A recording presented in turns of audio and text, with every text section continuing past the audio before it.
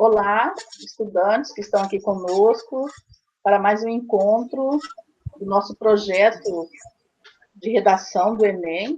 E nós temos o privilégio de ter conosco a professora auxiliadora. Então, vamos aproveitar esse momento e interagir também com a professora auxiliadora, que ela é da UNIR Guajará-Mirim. Agradecemos já, professora, a sua presença aqui conosco. Seja bem-vinda e o espaço e a fala no momento todo seu aí. Então, boa noite, Rosa, boa noite, professora Elaine. A Rosa é minha amiga desde os tempos da Rede Estadual de Ensino, né? Que bom que a gente está aqui, ela no IFRO, eu na UNI, e que bom estar aqui para conversar com vocês, alunos, sobre o Enem. Então, assim, eu considero que é uma iniciativa muito boa esse curso preparatório. A gente sabe que o Enem tem uma série de exigências e, assim, vocês estão de parabéns por estarem aí buscando, né, essa formação para um bom resultado no Enem. Na aula anterior, eu já tinha falado, né, sobre algumas coisas, mas eu acho que hoje nós vamos começar do início do que nós preparamos, né, até para ficar gravado, né, então, Pedro, Teodoro, Tiane, e então vamos construir um diálogo, né, já que é uma sala tão pequenininha aí com 10 pessoas, eu acho que nós vamos ter tempo de discutir sobre os pontos que nós colocamos aí para falar com vocês. Rosa, pode passar.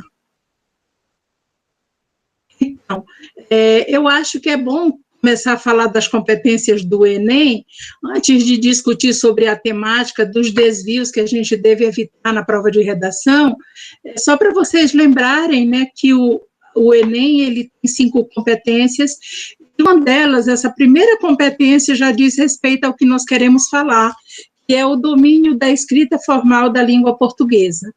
A gente sabe que existe uma grande dificuldade, não só por parte dos alunos, mas eu acho que por parte de qualquer pessoa, né, seja ela professor, seja ela aluno, a língua portuguesa, esse domínio da escrita formal, parece assim que é algo que a gente nunca consegue atingir, porque a língua, ela se modifica muito, né, quando a gente pensa que aprendeu a construir determinadas escritas, aí a língua se renova, a gente tem que estar sempre estudando, né, mas tem alguns pontos. Não tenham medo de pensar nesse domínio da escrita formal da língua portuguesa.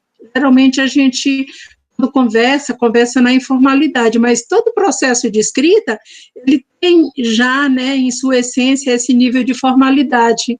Então, quais seriam os aspectos dessa formalidade? Primeiro, a concordância, tanto no uso dos verbos, quanto no uso dos nomes. Depois, o uso da crase, a pontuação, principalmente a vírgula.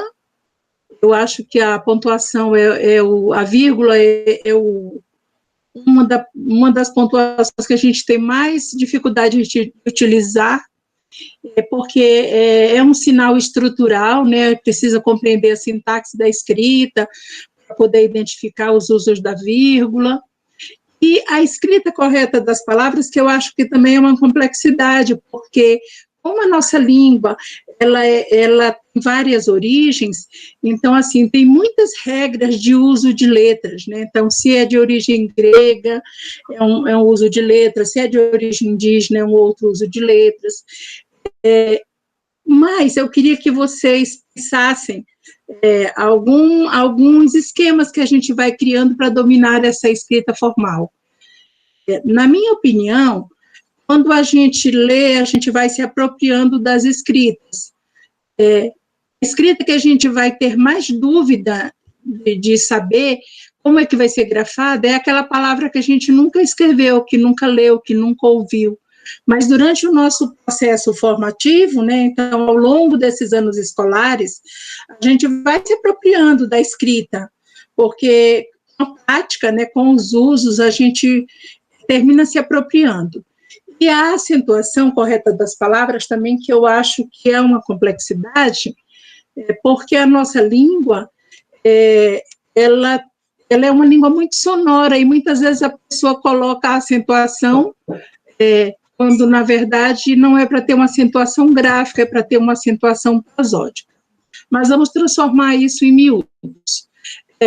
A concordância do uso dos verbos e dos nomes, é só a gente pensar que se o artigo é plural, o substantivo é plural, o verbo também será plural, então são uma concordância de plurais redundantes, né? Então, assim, se eu falo os meninos estudaram, porque na fala, às vezes, a pessoa fala os meninos estudam, principalmente nas falas mais informais, mas é lembrar que a escrita ela vai exigir essa concordância de todos os termos.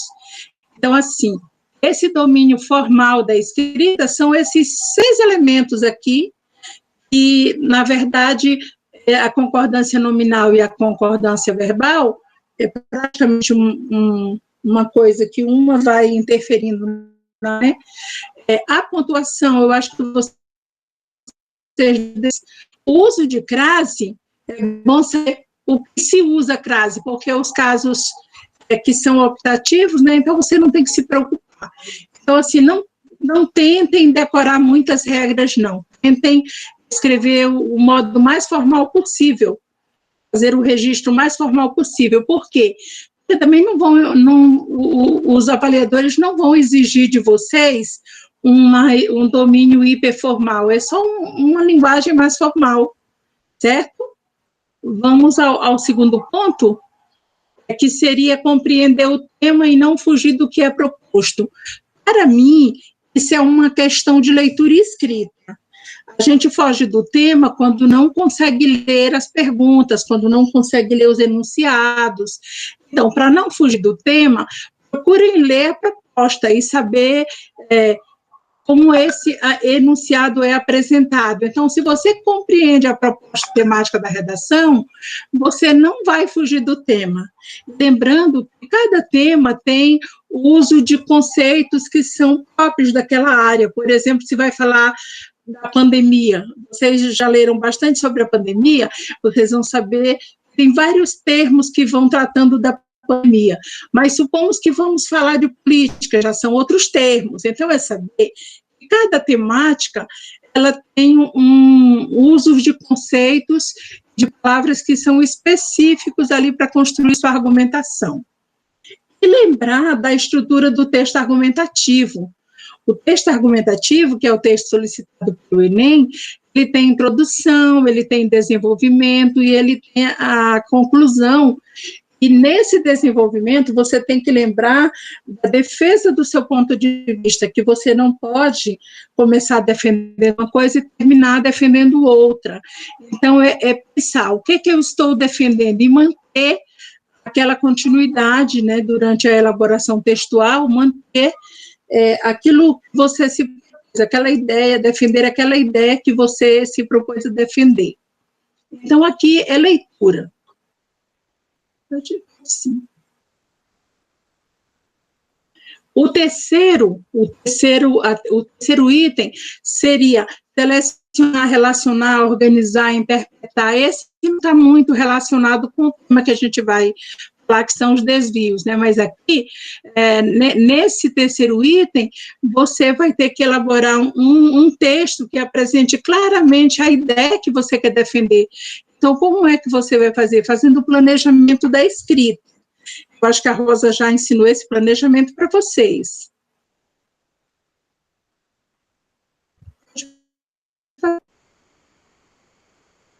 Essa carta eu considero que é muito importante.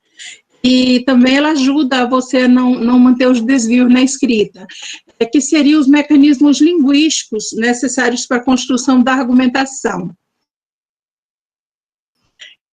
Anunciados a estrutura lógica formal entre as partes da redação.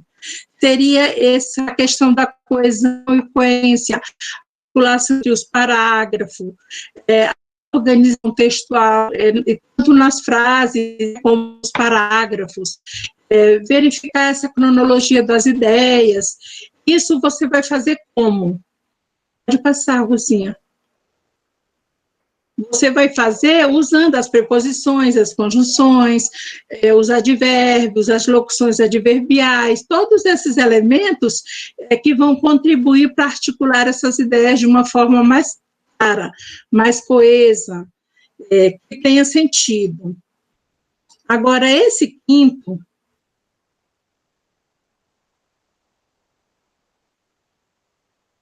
pode passar, Rocinho. Esse quinto tem tudo a ver com o que a gente quer discutir, né? Eu considero que o primeiro e o quinto, tá dentro da temática que a gente vai propor, seria respeito aos direitos humanos. Nós vivemos numa diversidade muito grande, mas aí temos que ter muito cuidado, porque de repente a gente defende uma proposta que vai ferir um direito humano, ou então a gente elabora um texto que vai se contrapor às ideias do avaliador. Então, assim, você tem que propor uma intervenção de forma que você elabore sua proposta, né, sempre de uma das outras pessoas, porque de repente você é branco e você fala alguma coisa que vai atingir quem é negro, de repente você é hétero e vai criar um texto que seja preconceituoso em relação às questões de gênero. Então, assim, você não vai deixar de colocar a sua opinião, mas sempre você vai lembrar demonstrar o seu preparo para conviver com a diferença, para exercer a cidadania, para respeitar o direito. E eu acho que isso já é tão discutido, né, a questão do racismo, a questão da sexualidade. A gente vê nesse momento da política, né, muita gente ferindo, eu vou beber água, muita gente ferindo direitos que às vezes defende apaixonadamente. Então, o avaliador, ele não quer saber qual é o seu partido político, qual é a sua religião, qual é a sua sexualidade. Você vai se posicionar de uma forma que você lembre que nós vivemos num país que é diverso. Pode passar, Rosa. Aí, o que a gente pode fazer? Para construir essa proposta de uma forma que a gente se posicione, você tem que sempre não se colocar, eu acho, na minha opinião, eu isso, não. Você vai sempre pensar como que pode ser feito, por que esse assunto ou esse assunto vai ser tratado como, qual é o resultado. Então, você tem que responder alguns pontos de forma que você não ultrapasse, né, a questão do direito do outro. Então, é sempre verificar o que tem em relação a isso, quais tem leis em relação a isso, quais são as orientações nos instrumentais dos direitos humanos, o que tem em relação a isso. Então, você vai saber, vocês já são adolescentes, e vocês já vão saber, ou então ler agora, se ainda não sabem, o que é que vai ferir a dignidade humana. Então, esse item basicamente é isso. Agora vamos ver como que a gente pode escrever, né, no próximo. A gente pode escrever uma redação do Enem, que a gente possa evitar esses desvios da norma padrão, que a gente possa também evitar o desrespeito à questão da cidadania e os direitos humanos. Então, o exame do Enem, para que o aluno seja aprovado, o critério são aqueles 5 itens. Assim, o que mais preocupa os estudantes é na hora de escrever, né? Porque as outras questões é mais fácil de resolver, mas na hora de fazer a dissertação argumentativa, às vezes uma palavra, você tem uma escrita boa, domina o padrão e tem toda a competência, mas uma palavra que vai ferir os direitos humanos pode fazer com que a sua redação seja eliminada. Então, vamos ver algumas coisas que a gente pode evitar a escrita do nosso texto. Não existe uma receita. No dia da redação, vocês vão sempre procurando no site do INEP,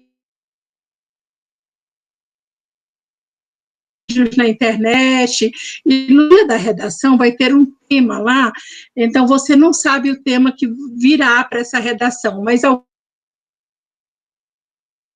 pode fazer, você terá. Me ouvindo, Rosinha? Eu caí.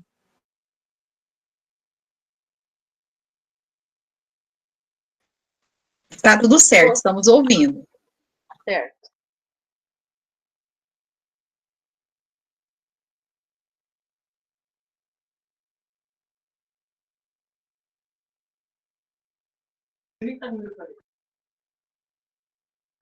Ô, Elaine, eu acredito que agora travou. Foi a minha internet ou da auxiliadora? Eu estou te ouvindo perfeitamente, agora ela não. Vamos aguardar um instantinho, deve ter desconectado. Daqui a pouco ela retorna. Daqui a pouco ela retorna. Isso. São valiosas, né, as dicas. Os slides já estão no AVA, então vocês podem depois acessar os slides lá no AVA. E se vocês tiverem perguntas também, aproveitem, vocês podem perguntar. Mas é interessante, porque às vezes um detalhe que parece ser tão simples, mas que faz a diferença enorme na redação do Enem. E também, né, professora Elaine, o simulado, ele será disponibilizado esta semana. O professor Marcos vai passar mais detalhes. Aí vocês têm uma proposta de redação. Uma grande oportunidade. Vai ser muito bom mesmo. Muito bom. Façam, sigam as dicas. Não olhem em sites, porque há situações de alunos que às vezes copiam, pensando que é porque vocês vão fazer, né? É uma proposta a mais. Mas alguns, às vezes, aproveitam copiando. Lembre-se que no dia da redação do Enem, vocês não vão copiar. Então, façam o que vocês souberem a respeito do tema da redação. Porque como estamos... Né, agora que é a oportunidade de treinar, né, Rosa? É a oportunidade de treinar, é agora. É agora. Agora, se alguém copiar, aí não... A ajuda vai ser... Nunca vai saber, não vai ter como aprimorar, né? Saber no que precisa se dedicar mais ou não. Essa é a oportunidade de realmente testar. Ela entrou. O auxiliador, o microfone está desligado. Que a minha internet começou a maravilha. Então, como eu coloquei ali erros ortográficos, né? Mas, na verdade, na escrita a gente considera erro, né? Mas na fala são desvios, né? Desvios do padrão. Então, assim, a falta de precisão vocabular, né? Então, o que é uma falta de precisão vocabular? É quando, às vezes, a gente utilizando termos muito rebuscados que comprometem a fluidez do texto, a fluidez da leitura. Então, é melhor escrever com palavras simples, que sejam claras, objetivas, do que escrever de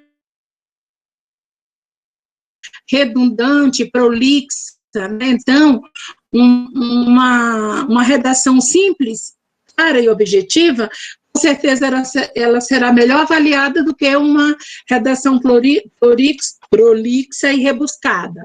Então, algumas coisas também, que eu já tinha até falado na aula anterior, quando a gente usar a questão da temporalidade, sempre precisar os termos, não generalizar, porque às vezes a gente usa, hoje em dia, antigamente, então, assim, esses termos a gente tem que dizer quando, né? Que marcar uma época, porque esse antigamente ele pode ser há poucos anos atrás ou pode ser lá no tempo da minha avó. Quando eu digo assim, antigamente, pode ser do tempo da minha mãe, pode ser do meu tempo da infância, pode ser do tempo da minha avó. Sempre quando eu digo para os meninos assim, antigamente a gente fazia isso, isso e isso. Aí depois eu verifico que esse antigamente eles não compreendem. Quando é esse antigamente? Então, assim, na escrita também a gente tem que delimitar quando é esse antigamente. Por exemplo, na década de 80, o estado de Rondônia ainda não era tão desenvolvido. Aí você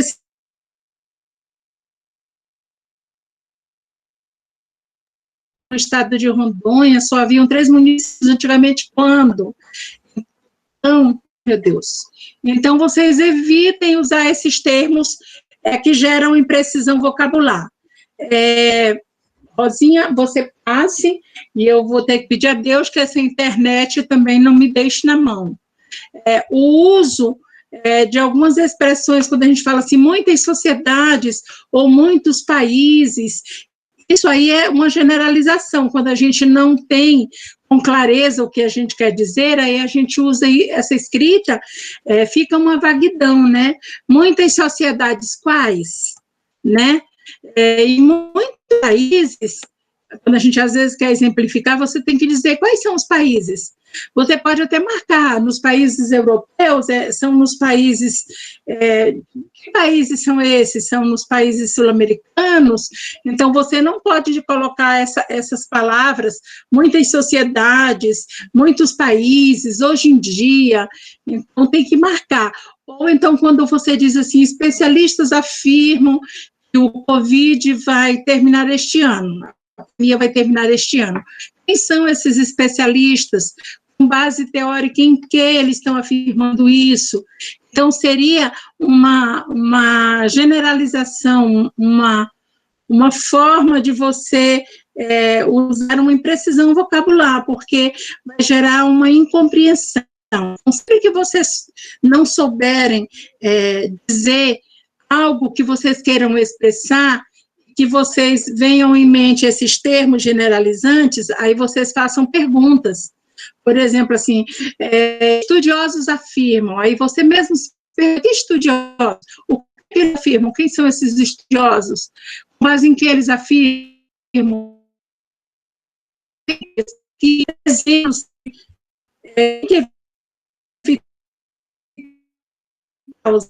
E também de uma escrita mais formal, porque uma escrita de um texto argumentativo, ele tem algumas qualidades do texto, como a coesão, a coerência, estão dentro da questão linguística do texto, mas a questão da objetividade, da clareza, da concisão, da adequação vocabular, são outros critérios que eles necessariamente eles não dependem ali da linguística do texto, mas que eles vão fazer diferença no sentido do texto. Então, assim, eu acho que é uma complexidade de fatores que o aluno que vai participar do Enem, ele tem que estar atento, então tem que ir estudando mesmo por etapas, né, para construir esses conhecimentos de forma que o texto ele fique adequado e seja bem avaliado. Vocês estão entendendo, meninos? Se vocês quiserem perguntar, vocês perguntem, tá? Eu coloquei esse uso de conectores e coloquei o onde. São 2 termos, vocês precisam saber os usos do que e do se. Se vocês souberem usar esses 2 termos, vocês não vão usar o onde. O onde, ele deve ser usado para se referir a um local, mas a gente vê que as pessoas usam o onde de uma forma geral, né? Por exemplo, esse onde, às vezes, que deveria ser usado um que, ou qual e suas flexões, né? Então, onde, quando aparecer a palavra onde, verifique que a frase refere-se a um lugar. E também para usar o pronome relativo qual, ou as suas flexões, ele sempre vai vir acompanhado de um artigo. Por exemplo, agora mesmo estava escrevendo com 2 alunas, o nome de um autor, o qual discute, eu poderia dizer que discute, mas como eu quis usar qual, para não ficar usando o que e o texto ficar com o queísmo, aí tem sempre que lembrar que esse qual e as suas flexões, elas devem vir acompanhadas do artigo. Então, são 2 termos que geram também muitos desvios nas construções frasais. Pode passar, Rosinha?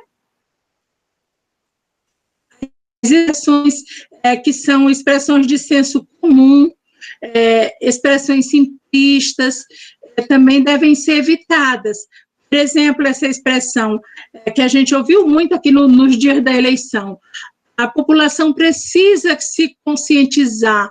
Geralmente, quem faz isso, faz esse discurso, ele vai se eximir como cidadão. Não é a população que precisa se conscientizar, né? Somos todos nós que precisamos nos conscientizar.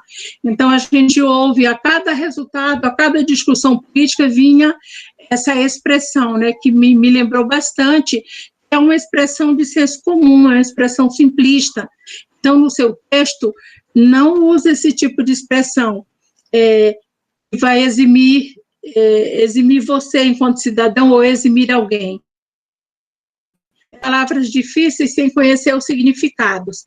As pessoas se conversam, ouvem conversas, internalizam determinados termos, esses termos vão fazendo parte do seu vocabulário, só que usam de forma indiscriminadamente, aí tem a imprecisão vocabular. Você vai tentar inserir aquele termo na sua conversa, no seu discurso, ou mesmo na sua escrita, e aí esses termos, eles ficam sem significado, ficam incoerentes, e quando se trata de uma dissertação, aí compromete todo o texto. Então, assim, só use uma palavra bem formal, bem difícil, né, ali, se você souber se ela se adequa naquele contexto, se você conhecer o significado também, né? Pode passar, Rosinha? Sim. Então, no momento que você defender uma ideia, precisa explicar essa ideia totalmente. Não é bom deixar implícito. Por quê? Às vezes tem coisa que é bem óbvio, mas o corretor, ele não é obrigado a adivinhar o que está implícito, não, tá? Explicite a sua ideia, explicite aquilo que você quer dizer, deixe claro. E, por fim, vamos sozinha. Os desvios, né?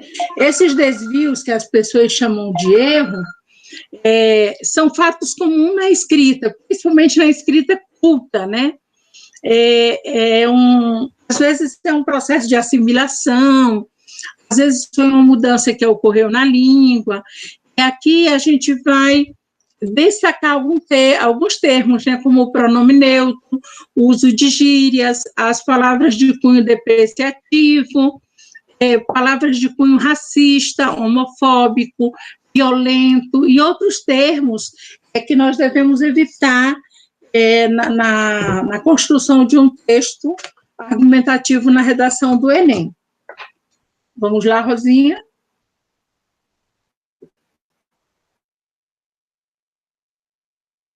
Você não usar X, nem esse símbolo da arroba da internet, achando que esses símbolos vão abarcar N ideias. Embora, mas eles não são definidores. Na prática, o emprego desses símbolos, eles não são positivos, né? Fala assim, tive uma ideia X, né? Falei com a pessoa X. Na linguagem informal, você até pode dizer, tive uma ideia X, mas na linguagem informal, esse X não é nada, né? Também, você usa os pronomes indefinidos quando for possível. Algumas tarefas são de responsabilidade dos líderes, por exemplo, uma frase, algumas tarefas são de responsabilidade dos líderes. Você não pode dizer a tarefa X é de responsabilidade, porque esse X, ele é muito vago, quer dizer muita coisa. Outra questão, substitua sujeitos por pessoas que, por exemplo, as secretarias estão sempre ocupadas com ligações e agendamentos. As pessoas que trabalham na Secretaria de Consultórios estão sempre ocupados com ligação e agendamentos. Aliás, as secretárias, não são as secretárias, são as pessoas, porque aí é generalizante. Quando você diz pessoas que trabalham nas secretarias de consultório, você define melhor, você explicita melhor, gera mais clareza. tá bom? Outro exemplo, o uso de gírias. Essa questão do diálogo com os mais jovens, com os filhos, com os vizinhos, com as pessoas em geral, né? E até mesmo com os alunos, a gente termina se apropriando de gírias na televisão, nas músicas, e principalmente na fala dos jovens, as gírias, elas ficam muito marcantes, né? Às vezes faz parte do repertório do jovem. Fica até difícil de eles observarem que estão usando gírias. Então, a gíria, ela é um código, né? Um tipo de linguagem que deve ser usada por determinado grupo social, mas ela vai se estender na sociedade, obviamente, por conta das interações, né? Mas aí existe um problema, porque a gíria é um código. Nem sempre as pessoas sabem o significado da palavra. E para os corretores, pode ser um problema e pode ser também considerado uma pobreza de vocabulário. Quando a redação está sendo corrigida, se um corretor observar a gíria, ele pode também eliminar a sua redação por conta do uso de gírias. Muitas vezes, expressões coloquiais também vão englobar as gírias e possuem significados diferentes. Por exemplo, as gírias que a gente usa aqui em Guajará-Mirim são gírias que a gente usa, que vocês usam diferente aí em Vilhena. Inclusive, os bairros já usam gírias diferentes também. Não sei aí para vocês, mas eu acho que a gíria tem muito a ver com a questão do bairro que a pessoa mora, com a atividade. Aqui nós temos um bairro bem na beira do rio chamado Triângulo, e nesse bairro circulam os contrabandos, né, que vem da Bolívia, tem a questão do transporte das coisas que são proibidas, né, então lá eles geram muitas gírias. Eu tenho um sobrinho que mora lá, e aí as gírias de lá, elas são diferentes das gírias de outro bairro. Então imagine, está numa cidade, tem a gíria de cada bairro, a gíria de cada grupo social, e aí o revisor, né, o corretor da redação, ele pode considerar que é uma pobreza, ter uma gíria, como ele também pode considerar que não teve entendimento, porque se ele não souber o que significa, ele também não vai compreender, né, o contexto, como foi empregado. Então, vocês também fiquem ligados, olha, uma gíria. Fiquem atentos. Então, geralmente as pessoas falam, fica ligado é uma gíria também. Então, assim, evitar empregar as gírias. Sim, Rosa. As palavras de cunho depreciativo. Mas a gente percebe também o uso de termos racistas, homofóbicos, pejorativos, violentos, expressões que às vezes a gente usa e usa o sinônimo da expressão, né? Então, assim, colocamos muitos exemplos aí, mas vocês fiquem muito atentos com a questão do negro, né? Mercado negro, lista negra, dia negro, esse dia foi negro. Ou então, também tem, denegriu a minha imagem, denegrir também vem do negro. Então, tem que ter muito cuidado em relação a esses termos, porque às vezes a pessoa usa e ela também nem tem intenção de ser racista, mas a palavra traduzem essa ideia de racismo, né? E, assim, também quando for tratar das pessoas com deficiência, ou quando for se referir à opção sexual, orientação sexual, então, assim, tem que ter muito cuidado para que não seja considerado também um erro. Os ditados populares. Esse ditado popular, uns que são bem antigos, né? Eu não sei se os jovens usam muito, mas também não é bom usar os ditados populares, porque esses ditados populares, eles são culturais, nem todo mundo conhece. Isso, ele também é padrão formal. Aqui tem alguns, né? E, por último, ri melhor. Não sei se vocês usam. Vamos pedir ao Pedro. Pedro, leia para nós os ditados populares e diga um deles aí se você usa, se você tem algum desses aí que você não conhece. Pode ser? Que eu conheça? Veja se você conhece algum desses ditados populares. Ou se você usa. Olha, eu já usei... Quem não tem cão, caça com gato. Gato, exatamente. Quem ri por último ri melhor, água mole, imperadora tanto bate até que fura. Essa que eu nunca ouvi, quem tem boca vai a Roma. Essa eu nunca ouvi. Essa é do tempo da minha avó, mas quem tem boca vai a Roma, tá? Então, é a pessoa que quem tem boca vai a Roma, ou seja, você sabe perguntar, então você vai conseguir realizar. Às vezes a pessoa, eu não sei, você sabe, quem tem boca vai a Roma, ou seja, pergunte. Então, assim, tem uns ditos aqui bem velhos, mas só que tem uns ditos bem novos. Então, fiquem atentos para não colocar provérbios, ditos populares, expressões idiomáticas. As expressões idiomáticas, elas são culturais também, né? Nós temos que ter muito cuidado, porque elas vão comprometer a escrita do texto, a objetividade, a compreensão, a clareza, a fluência. Geralmente, a maioria das pessoas, elas usam expressões idiomáticas, né? Então, assim, são expressões que são culturais. O avaliador não precisa conhecer essas singularidades da linguagem do participante, né? Então, procurar usar os termos, a linguagem bem formal, bem objetiva, bem clara, bem concisa, bem coerente.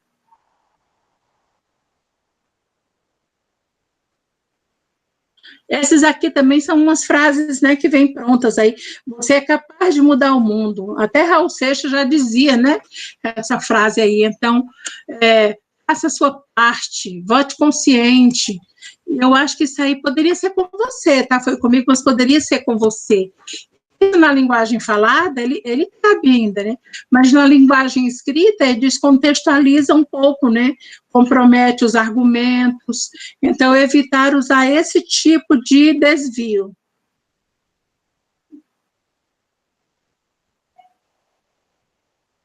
Questão do uso de generalizações, né? Então, assim, você não pode dizer que todos jogam lixo no chão, nem todos jogam lixo no chão. Ninguém faria isso, alguém pode fazer isso sim.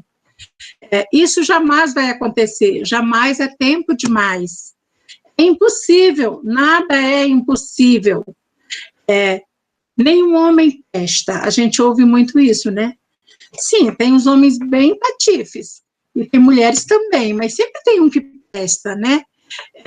O vírus mais perigoso do mundo, eu acho que eu ouvi essa afirmação já inúmeras vezes.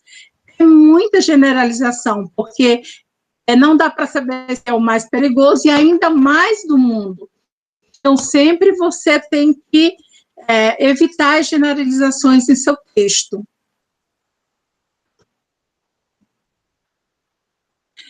Termos que são clichês, ou frases feitas, ou frases convencionais, eles também devem ser evitados, porque eles vão gerar um desvio, né? Na sociedade em que vivemos, no mundo atual, desde a antiguidade, desde a pré-história, em vista dos argumentos acima mencionados, eu acho que, se você citou os argumentos e quer se referir a ele, tem uma outra forma de você mencioná-los, né? Porque esse acima mencionados é muito estranho. No mundo atual, e se não fosse no mundo atual, seria em que mundo? Então, desde a antiguidade, é tempo demais para a gente fazer uma afirmação desde a antiguidade, desde a história, a não ser que você tenha um conhecimento histórico, né, para trazer desde a antiguidade um determinado tema. Então, quando você faz a defesa de um tema e começa desde a antiguidade, você é tão jovem, como é que você vai ter o conhecimento para afirmar o tema, situando essa temporalidade desde a antiguidade? Vamos lá, Rosinha?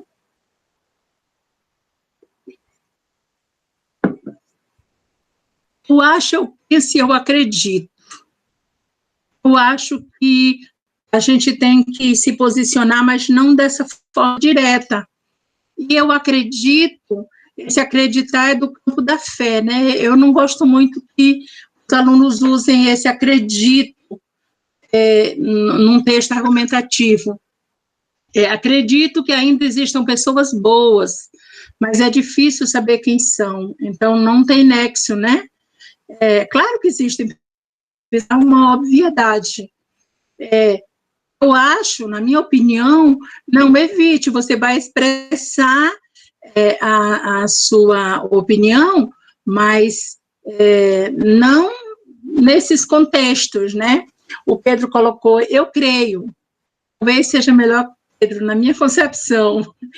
É claro que eu também creio, Pedro, eu também acredito, mas quando eu construo um texto argumentativo, eu não coloco isso diretamente, eu acredito.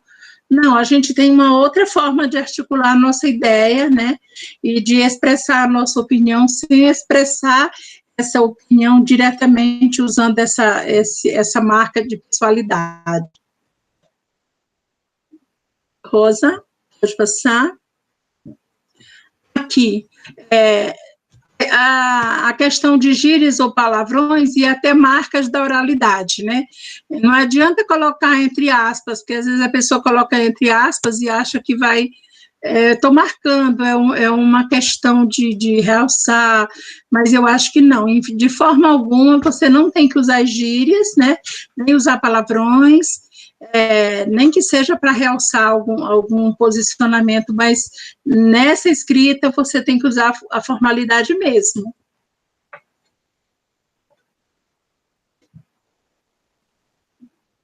Sim, uso de interjeições, né, de interjeições ou de marcas da oralidade. Tem gente que vai escrever e coloca bom, bem, vírgula. Na minha opinião, aí pronto, já matou.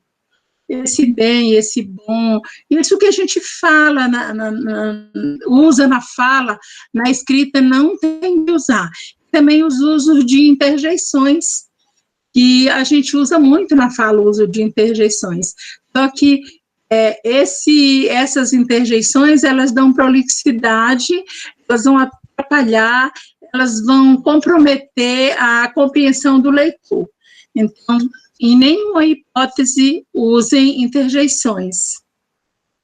Oba, ufa, isso aí é questão da fala. Aqui, eu retirei de um site, está lá anotado, né? O que irrita os corretores. Vocês procurem ver, nós temos 9 alunos aí, né? Eu espero que todos vocês consigam a aprovação no Enem, que façam os cursos que vocês desejam, porque estão aqui se esforçando, buscando formação.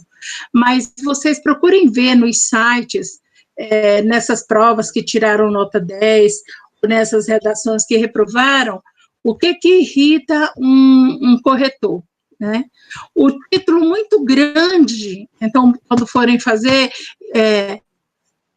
seja sintético. Pense num texto que vai expressar aquilo que você vai escrever no seu texto. Curto é melhor. Também não faça do título uma frase longa, quase incompreensível. Também não use uma obviedade no título, né? Seja criativo.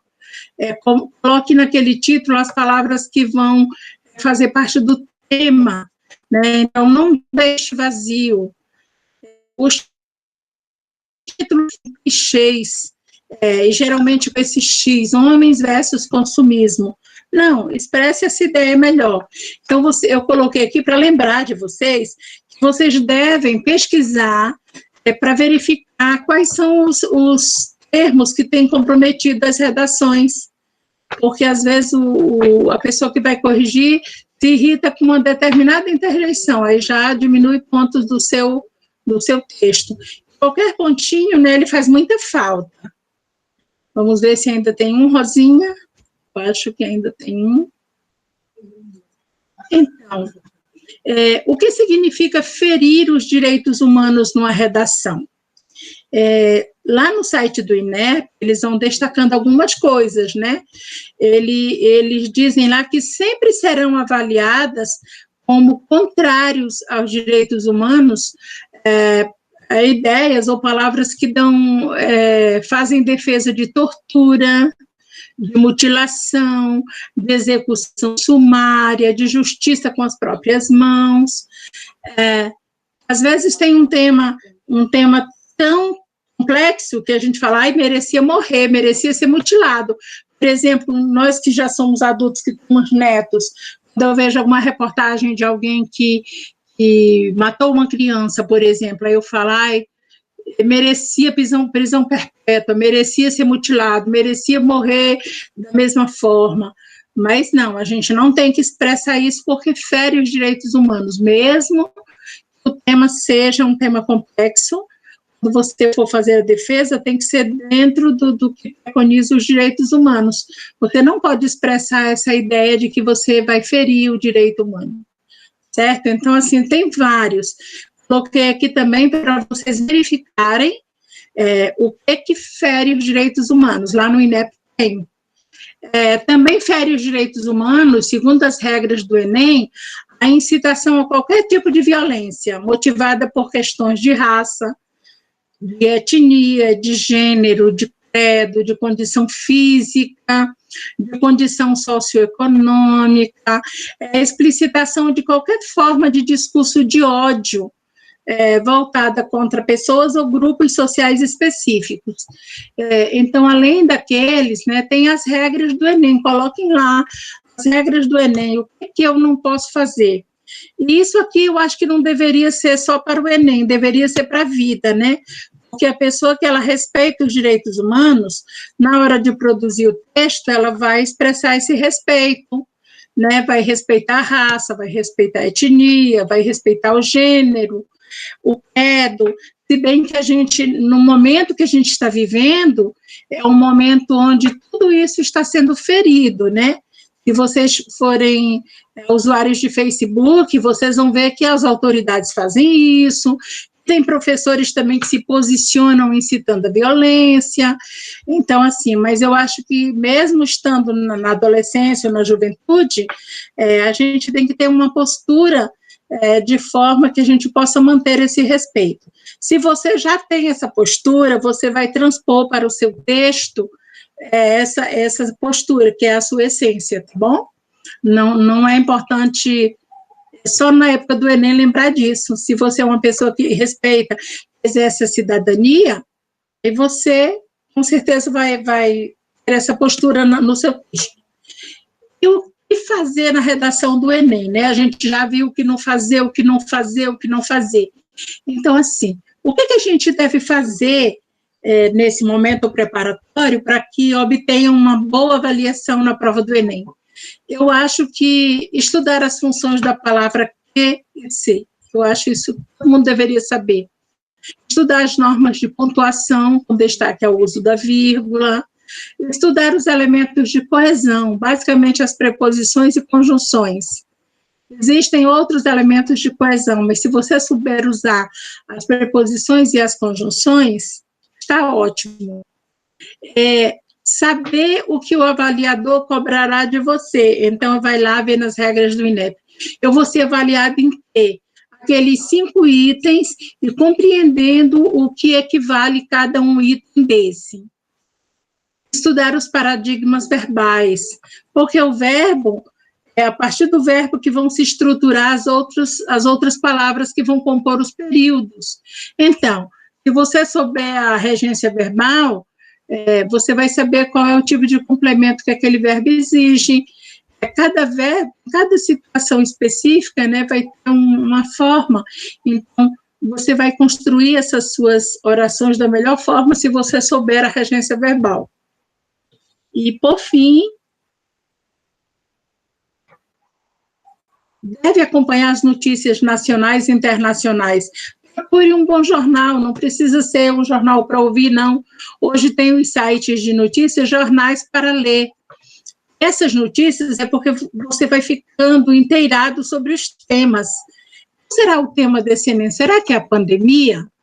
Se fosse a pandemia, vocês têm ouvido, têm lido notícias sobre ela? Então, os temas de Enem sempre surpreendem, né?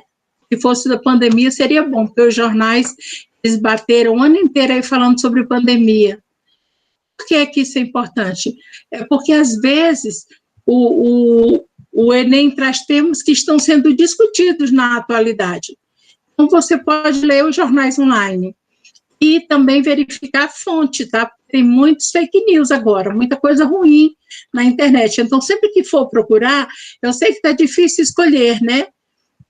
Até as revistas de renome e os jornais de renome, eles se modificaram muito nesses últimos tempos, mas sempre vocês encontrarão um jornal que escreva com linguagem padrão, pesquise as notícias, tá? Então, seriam algumas alternativas. Tipo, o tema fake news também poderia ser um tema. Sim, as fake news poderia ser um tema. Então, o argumento elaborado no seu texto, ele não deve ser vazio, saído de um lugar comum. Então, é importante buscar embasamento, é importante ler, porque quando a pessoa lê, quando a pessoa estuda, a gente sabe que aquele argumento está encorpado, né, que está embasado. Então, assim, não deve citar dados estáticos, citações de especialistas que não tenham credibilidade. Quando você for apresentar dados, ou citações, ou contextualizações históricas, tem que pensar que esses dados têm que ser de fontes que tenham credibilidade, né? Para não correr o risco de trabalhar com fake news. Então, tem também... não é uma receita, mas como é que a gente vai se preparar? A leitura vai possibilitar um repertório linguístico, né, uma ampliação do repertório linguístico, mas, sobretudo, uma construção de um repertório sociocultural. Então, você tem que ter livros, revistas, jornais, conversar com pessoas que entendam também das notícias, das atualidades, pratique, né? Escreva os textos, reescreva, revise, submeta seu texto a alguém, leia em voz alta, porque às vezes lendo a gente mesmo encontra um defeito no nosso texto. Então, vocês podem ler outras redações dos Enems anteriores, essas redações que tiraram nota máxima, ou redações tiraram notas ruins, para identificar o que é um problema numa redação, né? Uma redação que tirou nota baixa, ela também deve ser lida para você identificar os problemas nesses textos. Tem que identificar tanto as qualidades como os problemas. E, por fim, eu coloquei algumas referências. Eu estava falando para a professora Rosa que eu não tive muito tempo de construir um texto autoral, né? Então, fiz uma pesquisa na internet e no site do INEP, coloquei algumas coisas, né? E eu estou à disposição de vocês, a gente ainda tem uns minutos. Então, assim, eu falei muito rápido, deveria ter ido interagindo com vocês, mas fiquei com medo de ultrapassar o tempo, mas vocês só são 8, né? Então, se vocês tiverem algum questionamento, quiserem fazer alguma pergunta, eu estou aqui.